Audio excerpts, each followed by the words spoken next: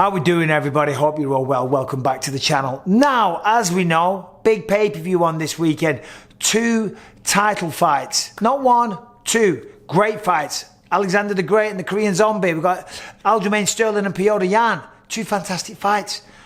But, make no mistake, the one that everyone's itching, dying to see, the one that everybody's talking about is Khamzat Chimaev taking on Gilbert Burns. And no disrespect to Gilbert Burns, he is partly what's making it so exciting and so intriguing, because he is by far the toughest opponent that Khamzat's taken on.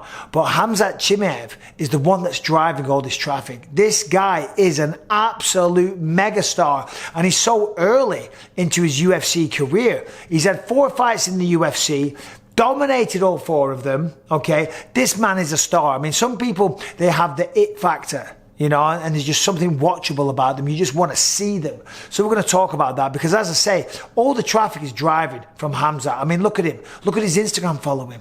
I signed with the UFC in 2005. I've got a decent Instagram following. 1.9 million followers. Khamzat's been here 2 minutes. He's got 3.5 million or 3.1, something like that. It's very impressive. On YouTube, whenever I do a video on Khamzat, the numbers go crazy. That's why I'm doing another one. Anyway, so we're going to delve into it. We're going to look into it. Why is Khamzat Chimaev such a star, and why does he grasp people's imagination? All right, first and foremost, the man wins fights, okay? You can have a look. You can have the it factor. You can be good in interviews. You can do all of that stuff. Just as CM Punk. But if you step into the Octagon and you don't win fights, people don't care. It's the Ultimate Fighting Championship. It isn't the Ultimate Entertaining Championships. You can be entertaining, but if you get your ass kicked, down the road, buddy. He came over here, went up against John Phillips. The only time he went to the second round in the UFC in Abu Dhabi, 2020, smoked him, made it look easy. Then a couple of weeks later, or 10 days later, whatever it was, quick turnaround, fights Reese McKee, same thing. First round domination. Then he goes up against Gerald Meerschaert at 185, mind you, stepped up a weight class. Everyone was talking about his wrestling. Boom, right hand, puts him to sleep, 17 seconds, okay? Then he gets COVID, talks about retiring, decides to come back. Fight on Abu Dhabi again, on Fight Island, against Li Jingliang, right? And everyone's like, ooh, this is going to be the tough one. Now it's a step up in competition. Let's see what he does here. And again, first round domination, rear naked choke, picks him up in the air, has a conversation with Dana, softens him up with ground and pound, all the while looking to cinch in that rear naked choke. Just absolute domination, okay? His striking differential is something like 128-1. The man has received 1 significant strike, and it wasn't particularly significant. It was John Phillips doing that as he was about to get choked out. So first and foremost, the man's a star because he can fight. Also then, you got the crazy antics. You know what I mean? By crazy antics, I mean the guy's so confident. You know what I mean? And that confidence inspires people. And then inside the cage, he's doing crazy things like, boom, 17 seconds, putting people to sleep. Like last time out when he picked up Li Jingliang, right? That moment there was just insane. And I know I've mentioned it a few times now, but when he picked him up, it wasn't just a split second. It wasn't in between picking him up and going for the suplex or something. No, he picked him up. He held him there for about 7 seconds whilst having a conversation with Dana, asking for a title shot. Do you know what I mean? Awesome. That's mental. That's the type of behavior, much like on the Ultimate Fighter finale, season 1, the fight that was responsible for the explosion of the UFC. What happened in that night was people were watching that wild fight with Stephen Bonner and Forrest Griffin, and they were getting on the phone to their friends going, holy shit, have you seen this fight on Spike TV? You got to watch it. And before you knew it, well, by the time it was at round 3, millions of people were watching. Well, when Khamzat picks him up and he's chatting away to the UFC President Dana White, right? That makes headlines. That gets people jumping on the phone saying, did you see that shit? It gets people like me doing videos on it. It's a viral moment that will never be forgotten. And bet your bottom dollar, Monday morning, he was on the front of every single goddamn website. All right, IPVanish.com. That is where you want to go to protect yourself when you are online. When you're online, you're at the mercy of hackers. They're going to hack into your financial information. They're going to hack into your social media accounts. They might even delete your social media accounts or blackmail you to give you the passwords back. Also, if you're traveling, certain countries, you do not have unrestricted access to everything on the internet. So you want to go to IPVanish.com Bisping, okay? That is going to get you everything that you need. You're going to be protected. You're going to get full unrestricted access, and you're going to be able to browse the internet safe and sound and securely. ipvanish.com/Bisping, or click the link in the description down below. All right, another thing is the appearance. I mean, yes, when you look at him, 6'2", very svelte, great nick, excellent condition. That's not what I'm talking about. He's got the scar on his lip, all right? When he was a little kid, when he was a toddler, I think he fell down the stairs and sliced it wide open, okay? So that's a shame. But it's awesome for the fight game. Why?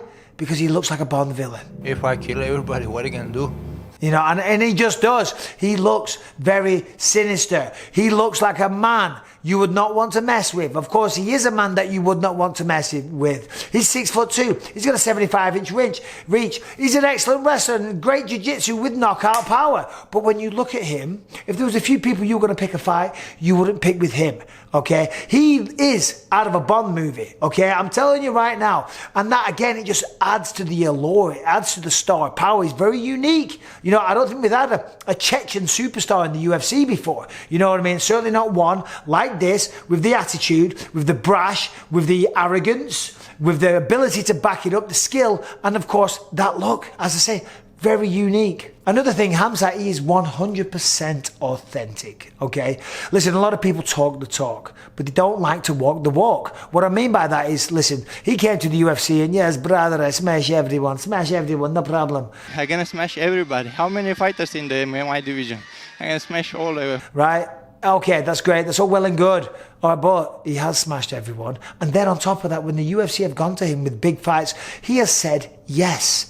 A lot of people say, I want these fights. I want a title fight. I want a #1 contender. I want this guy, that guy, the other guy. But when the UFC come call him, all of a sudden they want millions of dollars because it's a big fight. Now, don't get me wrong. You know, fighters for big fights should get paid. But they're also on a contract and they ask for these fights. And then when they get them, they use the money as a way to get out of it. Don't call me a UFC shield. That's not what I'm doing here. I'm talking about the attitude of Khamzat Chimaev, right? He asked for big fights. He was given big fights and he accepted big fights. Not a lot of people do that. As I say, sometimes they find a way to get out of them because they want the clout, for want of a better word. Never say that again, Dad, is what my kids would say.